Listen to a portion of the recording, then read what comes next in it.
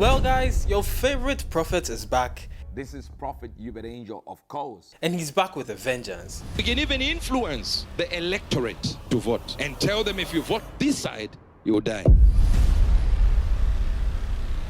But why would he say that? I'll explain that in a bit. In the last video, we all watched him use his ingenuity and big brain to lure our two presidential candidates to potentially make a deal with him for his endorsement, or as he would like us to say it, his prophecy. He told us he was going to talk to both of them, and when he returned, he would let us know which of them was more in alignment with God's will. Why am I saying from now on? Because tonight, I have to talk to the two candidates. This one on this side and this one who is the vice president of the country. I have to talk to them. And when I talk to them, I'll hear what they say. And hear what this one is saying. Hear what this one is saying. And then come here and say, I'm now convinced this one stands for God more than this one. But of course, before we get into all that, please like the video and subscribe to the channel if you are new here. It really helps me out. Our route to 1,000 subscribers by December 31st. So please do me a solid and help a brother out. Let's get back to Prophet Angel. So in the last video, we sadly theorized that this prophet is trying to play both Mahama and Bawumia. He wants to eat his cake and have it. And I know a thing or two about that. You can ask my ex. This man here is holding the word of God hostage and will only release it after some conditions have been met. I've never seen any prophet do it like this man is. This man thought our two presidential candidates were just going to bend over to his will. But he may have forgotten, or maybe he doesn't know that for the past 15 years, these two men have been a major problem for Ghana. They have both significantly contributed to the current state we are in right now. So apparently when he got on the phone with one of these men, which I assume is Mahama based on this, God simply told me who will be. And all I need to do is call the person, you will be. Done. they both made their demands. Give me a list of what you're going to do for Christians in your country. In just a moment, you realize he actually meant the things he was going to do for Prophet Eubert Angel. But let's just assume he meant for Christians. Number one, I'm going to do this. Number two, I'm going to do this. Number three, I say, these are our benefits. Sign it. So Mahama was like, who? What? For here? Nah, stop playing. In fact, I'm going to give you a counter offer. This is what you are going to do, right? You are going to make a video telling the people that you are 300 million% sure that I am going to win. Why do I need to give you a video that you send to your people so that you say there is an endorsement from this man of God? And when I am president, you know, when I become president, everything on the land belongs to me. I have access to everything. So when I become president, I will then give you everything you want. That's a good deal, right? It sounds amazing. It's the best deal you are going to get. Politicians are the most deceptive people you can ever meet. Politicians. They specialize in lying. By the way, these are all jokes. I do not know what actually happened. I'm just taking what happened and making jokes out of them. So please, please leave me alone. So he says this man should make a video for him so that he can share it with his people. And then when he becomes president, he will give the man what he wants. But if we know anything about Prophet Eubert Angel, this man is worth about $60 million, if I'm not wrong. He's also a very good businessman, and he has worked with a lot of politicians. So he saw the fugazi in this, and all of a sudden, that good intention thing he said in the other video, you remember that? But it says, the man, I weighed his heart for the nation. And I looked at things that they called mistakes he has done in weaknesses, and I weighed them against his heart, and I said, there was an intention for good in him.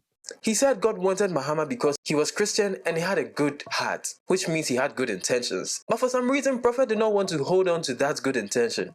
Politicians are the most deceptive people you can ever meet. Prophet has trust issues, so it was a stalemate. Nobody was willing to budge for the other person, and they both went their separate ways. But of course, that is not the end of the story. It's about to get even crazier. Then our man here begins to do something we saw coming, but not in the way we thought he would. They don't believe I'm a prophet. They don't. No, they don't. What they clamor for is for me to utter who is winning on TV, on social media, on my platforms, so that whatever country they come from, or whichever country they are in, let's say, for example, in Ghana, you have two candidates. Maybe one believes, maybe one doesn't, but that's none of my business. But I want to tell you this. Let's just give an example. Let's say A candidate and B candidate. All of them will say to you, we believe you. But they will have one condition. Say it now, please. Say it now that I'm the one who is winning. You say it now. So if you go and say it now, what you do not realize is you're no longer working for God. You're now influencing elections. I'll tell you who is going to be the president without ifs or buts or this or that. I really don't understand this man's view on the world because of how he easily slips between two opposites and manages to be on all sides of the spectrum at once. There was one part of the video which gave me a hard time. A little context before we get into that. When I hear man of God, most people expect that whatever this person says is coming from God. So he's acting as a vessel for God. God is acting through that man and God will speak through that man. Cool. Watch this. Aspiring prophets, coming up prophets, and those one prophetic voices that are rising. We work for God. We don't work for the people. We represent God to the people. Exactly. He represents God to man. Cool. Now the next part. What I'm saying is, I do not want anybody to vote for a political figure just because I said it. This man said he doesn't want anybody to vote in a particular direction just because he says so. That's very kind. And then he follows up. Unless God tells me directly, say it this way and tell the people this is what I've chosen and I'm going for it. Then I'll come out and say, this is what God has said. So is he telling us that he can say things which are not from God? Like, that's what this is. He literally told us that he will not tell people to vote in a certain direction. The thing is, I do not want anybody to vote for a political figure just because I said it. Unless God tells me directly, say it this way and tell the people this is what I've chosen and I'm going for it. Unless God asks him to. So this opens up a question. Has this man been telling people things that God has not asked him to tell them? I'm sure I lost a few brain cells trying to understand what he meant by this. So now we have a sketchy man of God versus a politician. Who's going to win? Let me tell you this. One actually needs the other more, and it's not the presidential candidate. Let me explain why. Prophet Eubert's angel has stained his cloth, he has stained his white, and he has lost a lot of credibility in people's eyes. That is how it is, and that is how it's going to be for the foreseeable future. So because of this, a lot of people do not see him as a legitimate prophet of God, which may include the presidential candidates and the advisors. And he even says so himself. They don't believe I'm a prophet.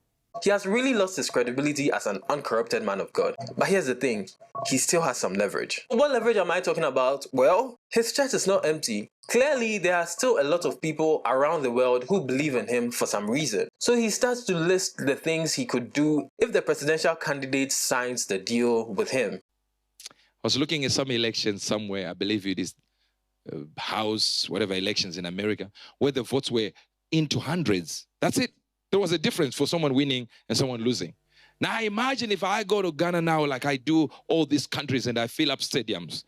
That's like 60,000 people who have relatives that believe in me, who have whatever. And that's, let's just give an average maybe 100,000 people, which is very little. Our church alone is on 3.2 million registered members. So forget about, let's just say 100,000 so that we are humble.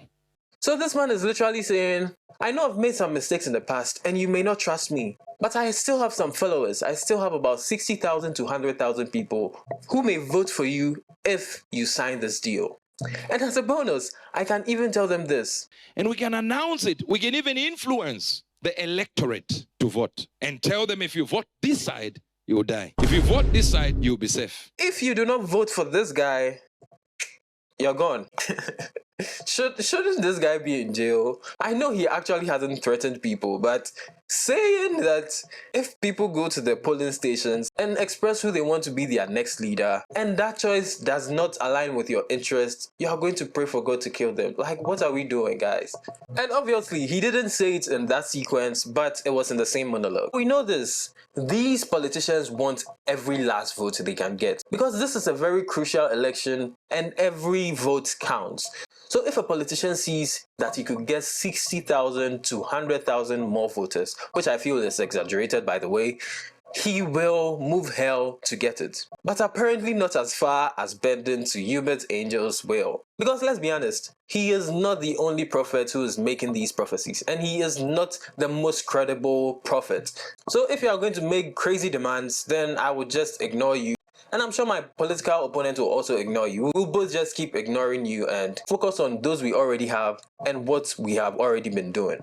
So as you can see, Prophet is getting mad. Send us the video so we can spread it. Then you realize they want to use me. So he starts to unravel and his true colors finally appear. If you want to use me, I need to use you also. Let's be clear about these things. I'm not benefiting, you are benefiting. You are the only one benefiting. How on earth can that be fair? And there is no explanation on earth for this. Like, this is purely personal interest. There is no iota of God's will here. There is no anything of doing something for Christians, doing something for Muslims. It is exactly as he says it. If you want to use me, I need to use you also. You want to benefit, you want to get all the good things, but you do not want me to get anything? Really? What are you talking about? So from this, we can assume that anytime he said, what are you going to do for Christians? How are you going to perform if we put you in office? He actually meant, what are you going to do for Eubert's angel when he gives you his endorsement? And to finish it all off, he finally says something that proves that it has always been about business and personal gain. You know one thing, it affects just a few people here. Now, of course, it can affect you depending on the relationship that Ghana will have to your president or to your country. It can affect you. But if it affects less than maybe 20 people here in business that I know can do business with Ghana and stuff like that, that's it. That's the only thing. That's the only effect it has. Because the Ghana election is so important for Christians that they need a Christian sitting there, not a Muslim sitting there. He still hasn't revealed who is going to win. He told us he was going to do that, and he does, but he was smart about it. Let's see what he says. So my idea for this would be, speak 2 days before, a day before, or very early in the morning and publish it. Very early in the morning, a day before, so that everyone, when they get it, is there. So instead of coming to tell us who will win months or weeks ahead, this man is like, I'm actually going to wait. I will wait till the day of the election when all the polls are in and it's quite clear who is going to win. That is when God will know who is going to win the presidential election. Come on, man. God will reveal his divine word only after the polls have come. So far, in my entire life, this is the only man that I've seen hold God and his word hostage. So let's see what happens from today till the day of the election. If you drop something, trust that I will be here to break it down. Alright, as always, thank you for watching. My name is Francis OF. Please remember to like the video and subscribe to the channel if you're new here. I'm trying to make it to 1,000 subscribers by the end of the year. So please take a little time to go down there, tap on the subscribe button, and also ring the bell for notifications. Alright, that's it. Take care, read your Bible, and I'll see you another time. Bye.